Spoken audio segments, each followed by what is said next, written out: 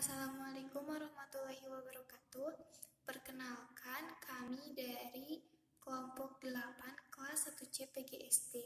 Di sini kami akan mempresentasikan materi mengenai mekanika.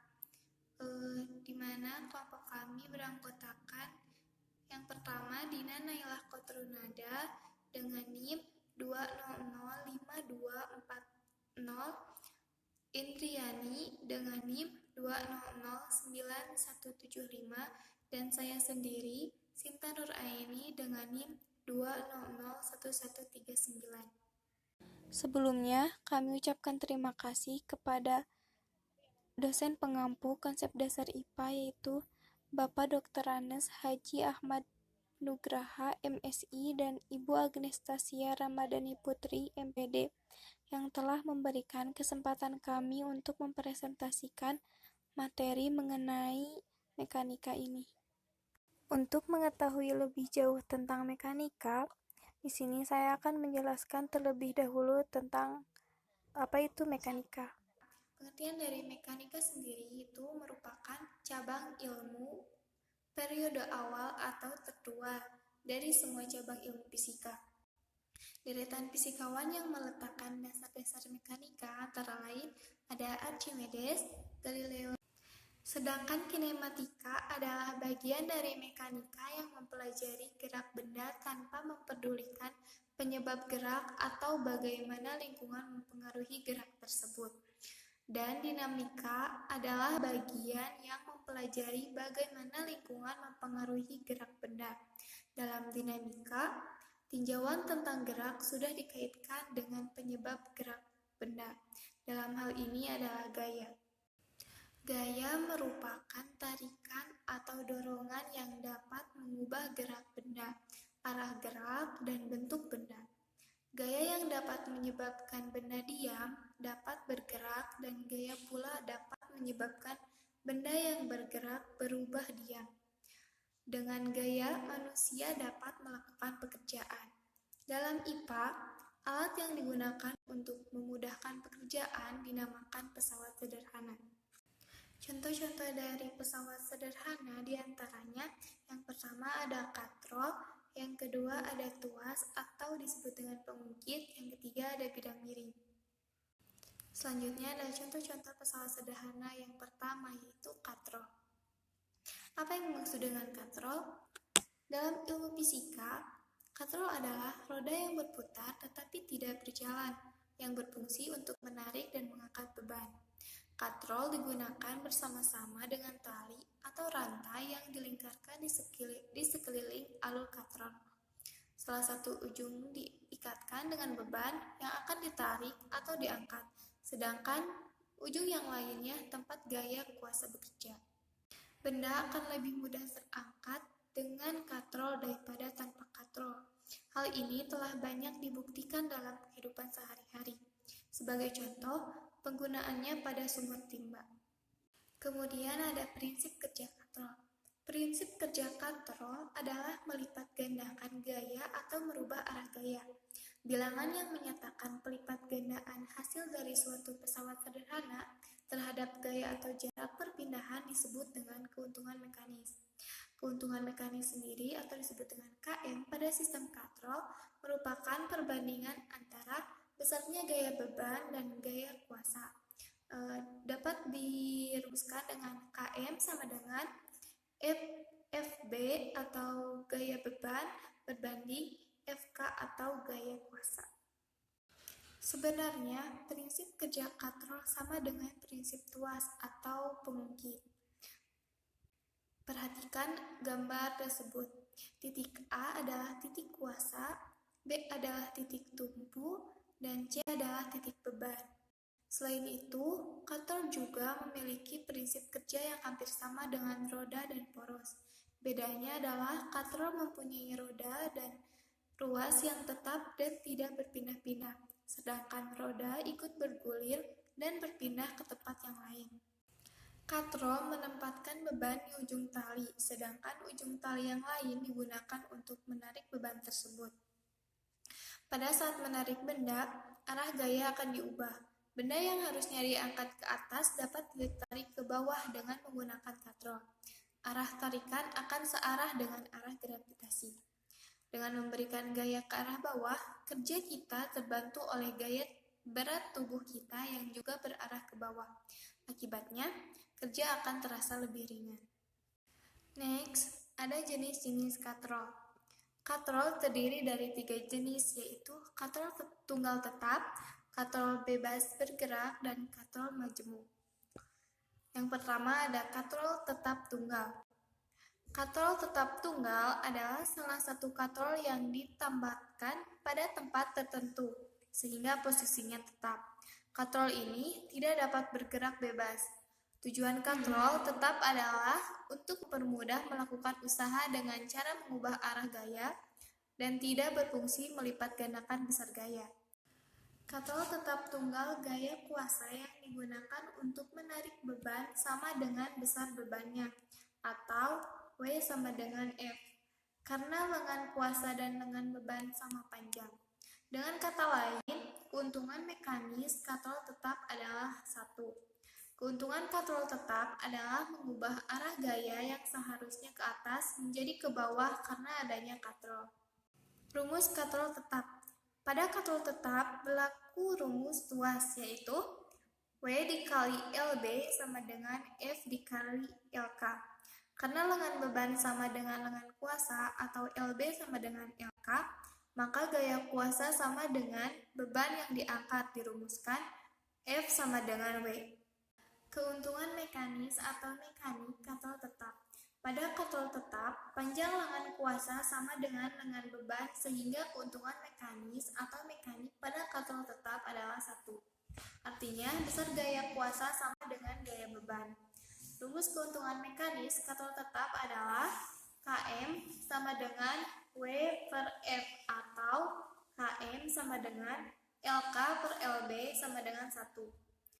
Contoh katrol tetap pada kehidupan sehari-hari yaitu kerekan pada tiang bendera dan sumur timba. Yang kedua yaitu katrol bebas bergerak. Katrol bebas bergerak adalah katrol yang tidak dipasang di tempat yang tetap sehingga dapat dipindah-pindahkan. Beban digantung pada bagian poros atau sumbu katrol dan dihubungkan dengan tali. Pada katrol bebas bergerak, gaya yang kita perlukan untuk menarik beban lebih kecil daripada berat beban yang kita tarik. Gaya pada katrol bebas diperkecil setengahnya. Jika beban 100 Newton, maka dibutuhkan kuasa sebesar 50 Newton. Adapun rumus katrol bebas bergerak, yaitu W dikali LB sama dengan F dikali LK. Panjang lengan kuasa 2 kali panjang lengan beban, atau LK sama dengan 2 LB atau LK per LB sama dengan 2. Keuntungan mekanis katrol bebas bergerak. Pada katrol bebas, panjang lengan kuasa sama dengan 2 kali panjang lengan beban sehingga keuntungan mekanik pada katrol tetap adalah 2. Artinya, besar gaya kuasa sama dengan setengah dari gaya beban. Keuntungan mekanisnya W per F sama dengan 2 atau Km sama dengan LK per LB sama dengan 2 atau F sama dengan setengah W. Contoh katrol bebas bergerak dalam kehidupan sehari-hari adalah alat pengangkat peti kemas di pelabuhan. Yang ketiga ada katrol majemuk, disebut juga sistem katrol atau takal. Katrol majemuk atau sistem katrol atau takal adalah gabungan dari beberapa katrol. Katrol majemuk dapat menggabungkan 2, 3, atau 4 katrol. Katrol majemuk digunakan untuk mengangkat benda-benda yang sangat berat. Makin berat suatu benda, makin banyak katrol yang perlu digabungkan. Katrol majemuk banyak digunakan pada deret-deret besar. Deret-deret ini dapat mengangkat beban yang sangat berat. Katrol majemuk terbagi menjadi 2 macam, yaitu katrol majemuk berganda dan katrol blok berganda. Katrol majemuk berganda tersusun atas katrol tetap dan katrol bebas.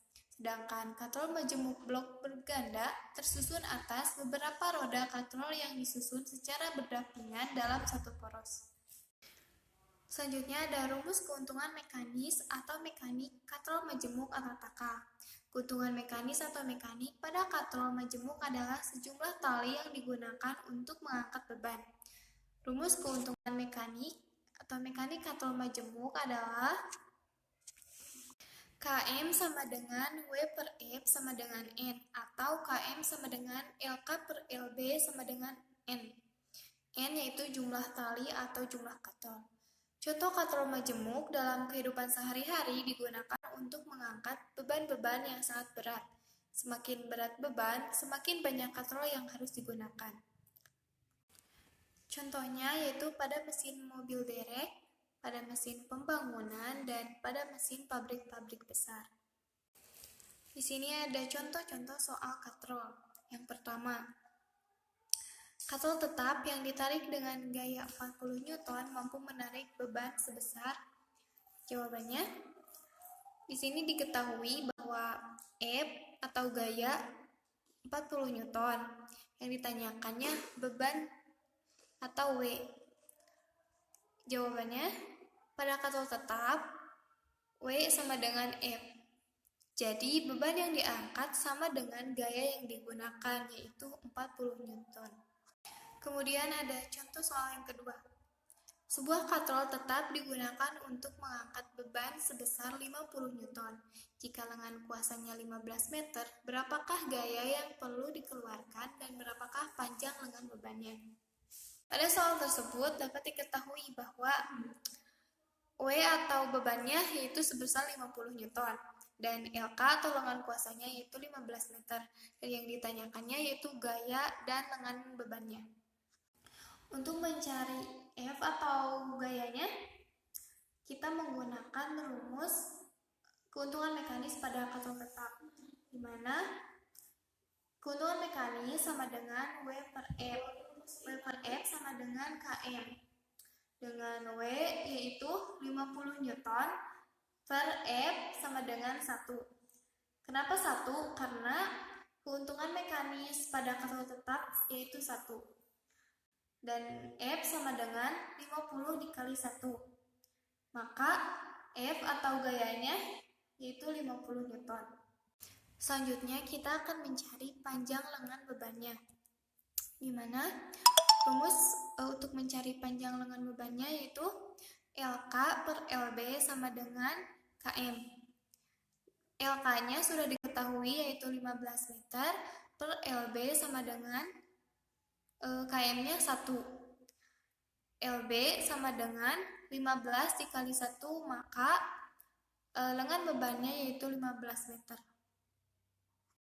Kemudian materi yang selanjutnya yaitu tuas atau pengungkit akan disampaikan oleh teman saya yaitu Dina Nailah Kotirnada. Kepada Dina Nailah Kotirnada, saya persilahkan. Baik, terima kasih kepada moderator telah mempersilahkan saya untuk menyampaikan materi selanjutnya yang mengenai tuas atau pengungkit. Tuas atau pengungkit didefinisikan sebagai pesawat sederhana yang terdiri dari sebuah batangan kokoh yang dapat berputar mengelilingi sebuah titik. Suatu alat yang dapat digunakan untuk mempermudah dalam melakukan usaha. Bagian-bagian tuas atau pengungkit dibagi menjadi 3. Yang pertama, titik kuasa tuas atau pengungkit, 2. Titik tumpu, yang ketiga titik beban.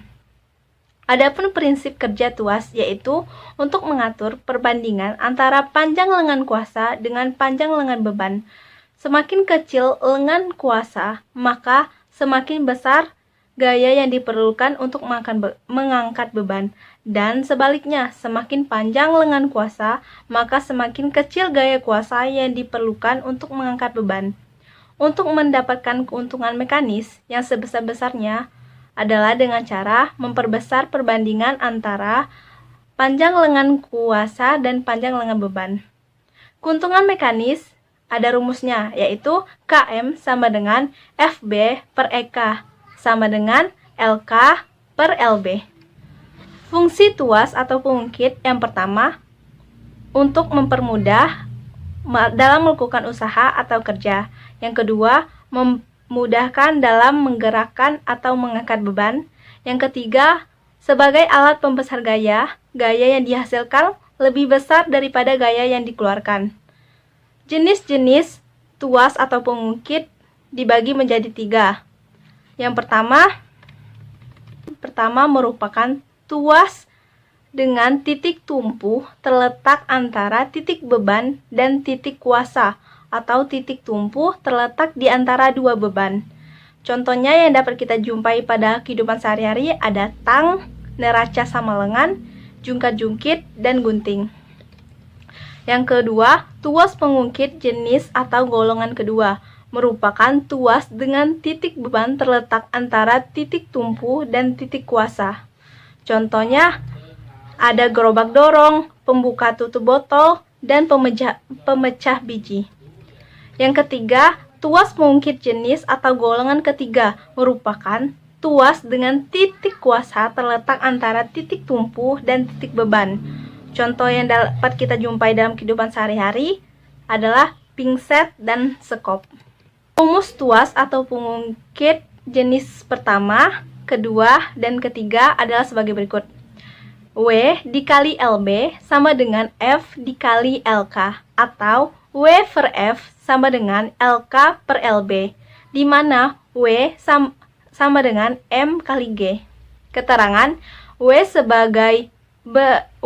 sebagai berat benda dengan satuan Newton, LB sama dengan lengan beban satuan meter, F sama dengan gaya kuasa satuan Newton, dan LK lengan kuasa dengan satuan meter, M massa benda dengan satuan kilogram, dan G percepatan gravitasi dengan satuan meter per sekon kuadrat. Keuntungan mekanis tuas atau pengungkit adalah perbandingan antara besar beban dan besar gaya yang dikeluarkan untuk mengimbangi beban atau perbandingan antara lengan kuasa dan lengan beban. Rumus keuntungan mekanis atau tuas atau pengungkit berdasarkan definisi di atas, yaitu Km sama dengan W per F atau Km LK per LB. Nah, untuk mempermudah materi-materi di sana, ada pun contoh-contoh soal yang dapat kita lihat.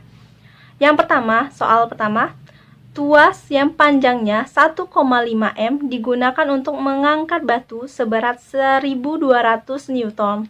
Jika titik tumpu diletakkan 0,5 m dari batu, hitung besar gaya yang harus dikeluarkan. Diketahui L sama dengan 1,5 meter, W 1.200 Newton, LB sama dengan 0,5 meter, dan LK, untuk mencari LK yaitu L dikurang LB. L kita ketahui 1,5 meter dan LB 0,5. Jadi 1,5 dikurang 0,5 sama dengan 1 meter. Dan di sana ditanyakan untuk mencari gaya F. F dengan rumus F sama dengan LB per LK dikali W. Sama dengan 0,5 per 1 dikali 1.200 sama dengan 600 Newton. Jadi, gaya yang harus dilakukan untuk mengangkat batu tersebut adalah 600 Newton. Contoh soal kedua, yaitu sebuah batu yang beratnya 900 Newton diangkat dengan tuas yang panjangnya 2 meter. Jika lengan beban 500 cm dan titik tumpu berada antara beban dan kuasa, hitunglah A. Gaya yang diperlukan, B. Km atau keuntungan mekanis. Diketahui W sama dengan 900 Newton, L sama dengan 2 meter, LB sama dengan 50 cm, atau jika dikonversi ke satuan meter yaitu menjadi 0,5 meter. Dan LK didapat dari L dikurang LB sama dengan 2 dikurang 0,5, berarti LK 1,5. Jadi yang ditanya yaitu F gaya dan B Km keuntungan mekanis. Nah, penyelesaian yang pertama dulu yang A, gaya yang diperlukan. F dengan rumus F LB per LK dikali W sama dengan 0,5 per 1,5 dikali 900 sama dengan 300 Newton. Jadi, gaya yang harus dikeluarkan untuk mengangkat batu tersebut adalah 300 Newton. Dan untuk soal bagian B, keuntungan mekanis, dengan rumus Km sama dengan W per F. W diketahui 900 Newton dan F diketahui dari penyelesaian soal A yaitu 300. Jadi 900 dibagi 300 sama dengan 3. Jadi keuntungan mekanis atau Km tuas tersebut adalah 3. Karena Km tidak memiliki satuan. Jadi Km hanya 3 jawabannya. Baik, terima kasih. Sekian penyampaian dari saya. Saya kembalikan lagi kepada moderator. Terima kasih kepada Dina Nailah Putrunada yang telah menyampaikan materi mengenai tuas atau pengungkit. Selanjutnya akan disampaikan oleh teman saya yaitu Indriani yang membahas tentang bidang miring.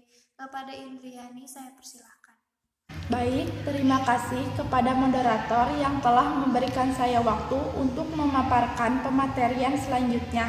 Materi selanjutnya yaitu tentang bidang miring. Bidang miring adalah sebuah bidang datar yang salah satu sisinya, ujungnya, berada pada posisi lebih tinggi membentuk sudut kemiringan tertentu di atas tanah, atau salah satu jenis pesawat sederhana yang bekerja dengan cara menambah jarak tempuh benda untuk memperkecil usaha. Bidang miring sering digunakan manusia untuk mempermudah usaha. Alat berfungsi untuk menghubungkan dua tempat dengan ketinggian yang berbeda. Bidang miring kebanyakan digunakan untuk membantu proses pemindahan benda. Bidang miring bisa mempermudah gerakan benda. Untuk memindahkan benda dari suatu tempat ke tempat yang lebih tinggi akan terasa berat jika kita langsung angkat benda tersebut. Namun dengan bidang miring, proses tersebut akan terasa lebih ringan. Prinsip kerja bidang miring adalah memperbesar atau menambah jarak untuk mengurangi usaha. Jarak yang ditempuh benda ditambah dengan menggunakan permukaan datar dengan salah satu ujungnya dibuat lebih tinggi dengan sudut kemiringan tertentu di atas tanah. Benda akan digerakkan di sepanjang permukaan tersebut sehingga posisinya berpindah dari posisi yang lebih rendah ke posisi yang lebih tinggi atau sebaliknya. Prinsip kerja bidang miring berfungsi untuk meringankan pekerjaan sehingga memudahkan dalam pemindahan suatu benda. Semakin landai atau kecil sudut kemiringan suatu bidang miring, maka semakin kecil pula gaya yang dibutuhkan, dan sebaliknya, semakin terjal atau besar sudut kemiringan bidang miring, maka semakin besar pula gaya yang diperlukan untuk pemindahan benda. Keuntungan mekanis bidang miring adalah perbandingan antara berat Fb dan besarnya gaya dorong Fk, atau perbandingan antara panjang bidang miring D dari ketinggian H, atau dapat dinyatakan sebagai Km sama dengan S per H sama dengan W per F, F sama dengan W kali H per S. Selanjutnya, rumus bidang miring. Besaran-besaran yang terlibat dalam perhitungan bidang miring adalah gaya F, panjang lintasan S, tinggi bidang miring H, dan berat benda W. Perhatikan gambar berikut. Berikut ini adalah rumus bidang miring beserta keterangan dan penjelasannya. F sama dengan H per S kali W, di mana W sama dengan M kali G. Maka rumus di atas dapat dibentuk sebagai berikut. F sama dengan H per S kali M kali G.